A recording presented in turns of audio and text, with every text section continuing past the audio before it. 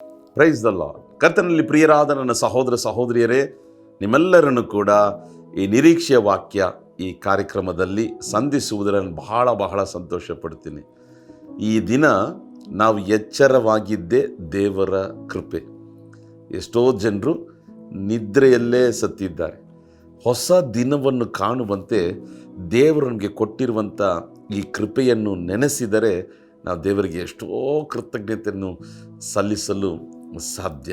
ಆದರೆ ಅನೇಕ ಸಾರಿ ನಮ್ಮ ಹತ್ರ ಏನು ಇದೆಯೋ ಅದನ್ನು ಯೋಚಿಸದೆ ಏನಿಲ್ಲವೋ ಅದನ್ನು ಯೋಚಿಸಿ ಗುಣಗುಡ್ತೇವೆ.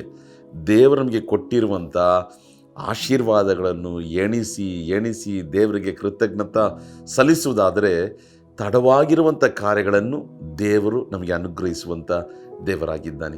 ಸರಿ, ಇವತ್ತು ನಿರೀಕ್ಷೆಯನ್ನು ಕೊಡುವಂಥ ವಾಕ್ಯ ಯೆಶಾಯ ಪ್ರವಾದನೆ ಗ್ರಂಥ 58ನೇ ಅಧ್ಯಾಯ ಅದರ 11ನೇ ವಾಕ್ಯದ ಮೊದಲ ಭಾಗ ಮಾತ್ರ ನಾನು ಓದಲು ಬಯಸ್ತೇನೆ. The book of Isaiah chapter 58 verse 11, the first portion.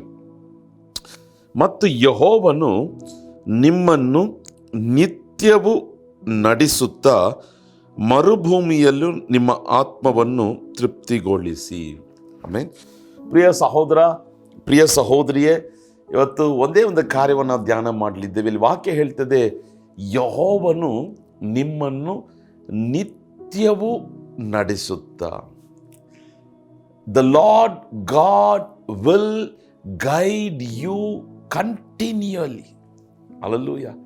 Every day he will guide us. ನಿತ್ಯವೂ ನಡೆಸುತ್ತಾ. ಇದನ್ನು ಆಳವಾಗಿ ಮನಸ್ಸಲ್ಲಿ ಇಟ್ಕೊಳ್ರಿ. ಈ ಸಮೀಪ ಕಾಲದಲ್ಲಿ ಈ ವಾಕ್ಯವು ನನಗೆ ಭಾಳ ನಿಜವಾಗಲೂ ಪ್ರಯೋಜನಕರವಾಗಿತ್ತು. ಇದನ್ನು ಪುನಃ ದೇವರ ಈ ವಾಕ್ಯವನ್ನು ಗೊಂಡು ಮಾತಾಡ್ದ ಅದನ್ನು ಕೇಳಬೇಕಾದ್ರೆ ನನಗೆ ಅದು ರೀಕನ್ಫರ್ಮೇಷನ್ ಏನದು ದೇವರು ನನಗೆ ಕೊಟ್ಟಂಥ ಆ ಮಾತು. ಇವತ್ತು ದೇವರು ನಿಮ್ಮ ಸಂಗಡ ಹೇಳ್ತಿರೋದು, ಆತನು ನಿತ್ಯವೂ ನಮ್ಮನ್ನು ನಡೆಸ್ತಾನೆ. ಪ್ರಿಯರಾದವರೇ, ಅಯ್ಯೋ ನನ್ನನ್ನು ನಡೆಸುವುದಕ್ಕೆ ಯಾರೂ ಇಲ್ಲ. ನನ್ನ ಅಪ್ಪ ಅಮ್ಮ ಇದ್ದರು, ಈಗ ಅವರು ಇಲ್ಲ. ನಮ್ಮ ಸಭಾಪಾಲಕರಿದ್ದರು, ಈಗ ಅವರು ಇಲ್ಲ. ನನ್ನ ಆಫೀಸಲ್ಲಿ ಇವರಿದ್ದರು, ಈಗ ಅವರು ಇಲ್ಲ. ನನ್ನ ವ್ಯಾಪಾರದಲ್ಲಿ ನನ್ನ ಯಜಮಾನರಿದ್ದರು, ಅವರು ಇಲ್ಲ. ನಾನು ಕೈ ಬಿಡಲ್ಪಟ್ಟಂಥ ಪರಿಸ್ಥಿತಿಯಲ್ಲಿ ಇರುವ ಹಾಗೆ ಇದ್ದೇನೆ. ನನ್ನನ್ನು ಯಾರು ನಡೆಸ್ತಾರೆ? ಸಹೋದರ ಸಹೋದರಿಯೇ, ನೀನಂತೂ ಹೆದರಬೇಡ, ನೀನಂತೂ ದಿಗ್ಭ್ರಮೆಗೊಳ್ಳದಿರು, ನೀನಂತೂ ಆತಂಕ ಪಡಬೇಡ, ನೀನಂತೂ ಭಯಪಡಬೇಡ. ಕಾರಣ ಕರ್ತನು ಹೇಳ್ತಿದ್ದಾನೆ, ನಿನ್ನನ್ನು ನಾನು ನಿತ್ಯವೂ ನಡೆಸ್ತೇನೆ. ಹಲ್ಲೆಲೂಯಾ. ಅದು ಮರುಭೂಮಿ ಆಗಿರಲಿ, ದೇವರು ನಡೆಸ್ತಾನೆ. ಅದು ಕಾರ್ಗತ್ತಲಿನ ಕಣಿವೆಯಾಗಿರಲಿ, ದೇವರು ನಡೆಸ್ತಾನೆ. ಅದು ಬೆಟ್ಟವಾಗಿರಲಿ, ದೇವರು ನಡೆಸ್ತಾನೆ.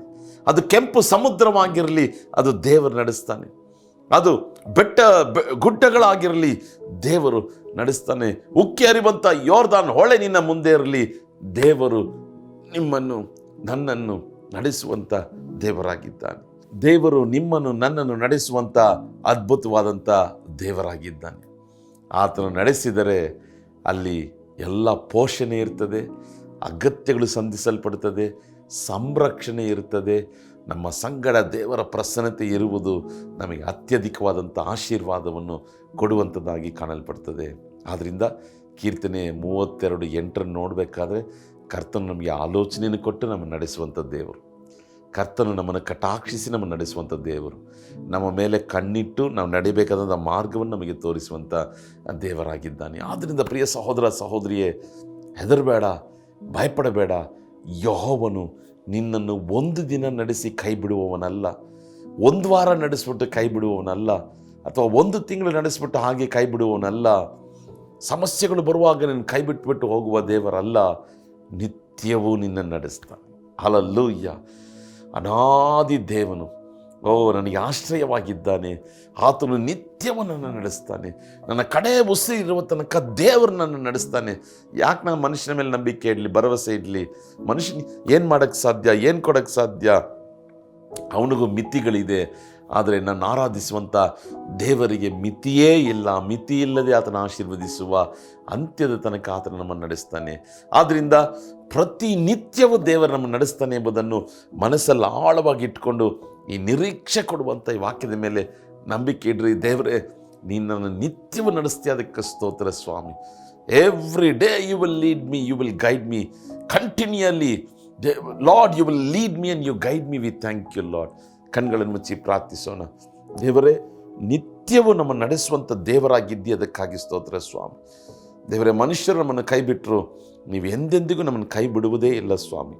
ಪ್ರತಿನಿತ್ಯವೂ ಯಾವ ಪರಿಸ್ಥಿತಿ, ಸಂಕಟ, ಹೋರಾಟ, ವೇದನೆ ಇರಲಿ, ನಮ್ಮನ್ನು ಅದ್ಭುತವಾಗಿ ಆಶ್ಚರ್ಯವಾಗಿ ನಡೆಸುವಂಥ ದೇವರಾಗಿದ್ದಿ, ಅದಕ್ಕಾಗಿ ಸ್ತೋತ್ರ. ಈ ಕಾರ್ಯಕ್ರಮ ನೋಡುವಂಥ ನಿನ್ನ ಜನರಿಗೆ ಈ ದಿನ ಆಶೀರ್ವಾದವಾಗಿರಲಿ.